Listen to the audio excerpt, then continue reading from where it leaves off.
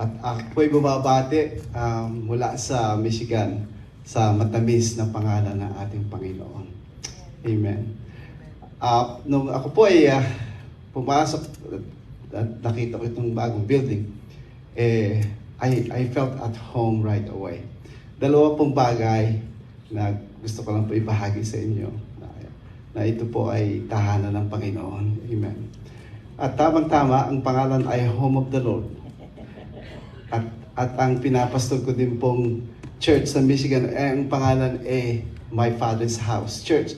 Nabanggit na po ng ating mahal na pastor. Ngayon po, gusto ko lang pong malaman ninyo ang aming tema for the year 2023.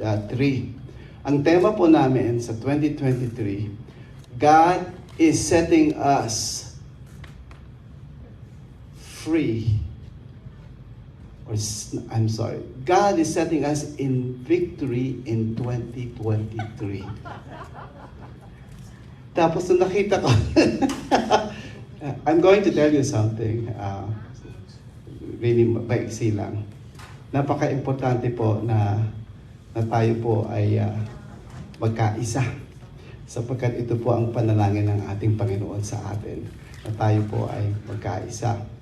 Kaya po, ang aking pong nararamdaman sa aking puso na ginagawa po ng Panginoon na ang kanyang katawan ay magkaisa para maging healthy yung body of Christ para i-advance ang kingdom. Ngayon po, meron po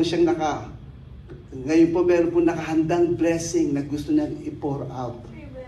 Nakahanda, ito po talaga lang gustong-gustong ibigay sa atin ng Panginoon.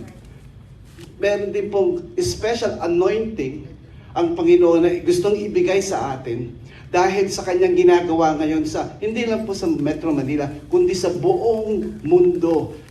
Ipo-pour out niyo po ang kanyang espiritu. At tayo po ay magkakaroon ng mighty revival. Amen. Sinasabi ko po ito kasi na-experience ko po ito noong 1980s. Dito po talaga bumagsak dito sa Metro Manila. Yung mga bata, hindi nyo alam yan. Pero yung mga puti ang buhok, tulad ko, hindi ko na may mention si Pastor Mate right there. Na-experience po namin yon. At nagkaroon po ng, there was a hunger for the Word of God. There was a hunger for righteousness. There was a hunger for the infilling of the Holy Spirit. There was a hunger for a fellowship. Ang dami pong mga small churches na nag-sprout at that time. You wouldn't believe it. Ang dami pong hinipo ang Panginoon. Kasama na po ang mga taong, mga abogado, mga artista, mga musiko, pulis, pusakal. Kahit na ano pa man sila, at ang banal na Espiritu po ay dumating at hinipo po kaming lahat. Ngayon po, yung nangyari noon, the former rape, ay hindi po natin na maiintindihan ang mighty move ng God, itong susunod na pag-pour out niya. Hindi lang po sa Metro Manila, hindi lang po sa South Asia, ito po ay magiging global outpouring of the Spirit of God. At sinabi niya po na ito na yung blessing ko, ito na yung anointing ko, ito na. Pero merong humahadlang. Sinabi po sa Panginoon, sinabi po sa salita ng Diyos, at ako pa yung matatapos na, promise po. Sabi niya, napakaganda. Behold how good and pleasant it is for brothers and sisters to come together in unity. Sabi po doon, parang itong anointing na nanggagaling, itong special oil na binibigay sa mga tao niya, parang anointing na nanggaling o ibinigay kay Aaron mula sa kanyang ulo, sa balbas, hanggang sa kanyang buong garments.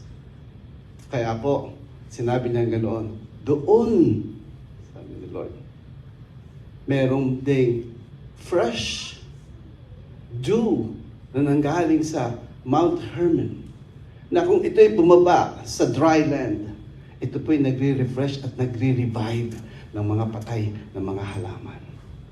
At sinabi po din doon na doon kinumand ni Lord ang blessing Ngayon po, kung iyan po ay katotohanan, meron din pong kasinungalingan ang demonyo. Ang ginagawa po ng demonyo, ito tayo po'y pinaghihiwa-hiwalay sa pamilya.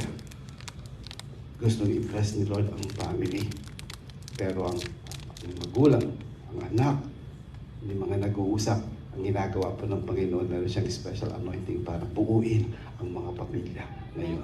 Kaya kung pinagpe-pray nyo ang families ninyo ngayon, mabuti tanggapin nyo itong mensahe na ito ng Panginoon sa atin kasi ginagawa niya. Maging ang ating community, maging ang ating churches, at maging ang ating nation. In fact, in all nations. Kaya, nung pagdating ko po dito, alam ko, bahay ko ito eh. Naramdaman ko kagad ang aking pagkakaisa dito. Hindi lamang dahil si Ninong, Pastor Poji, Ninong ko. Kung hindi, nung nakita ko ang pagmamahal ninyo sa Panginoon sa pagpuri. Nang nakita ko ang inyong mission for 2023, bigla akong nagulat at bigla akong nagkaroon ng even malaking pagtitiwala na ang gumagawa ng lahat ng ito ay hindi tao, kundi ang Panginoon. Amen. Kaya ngayon po maraming salamat. Sige, palakpakan po natin ang ating Panginoon. Hallelujah.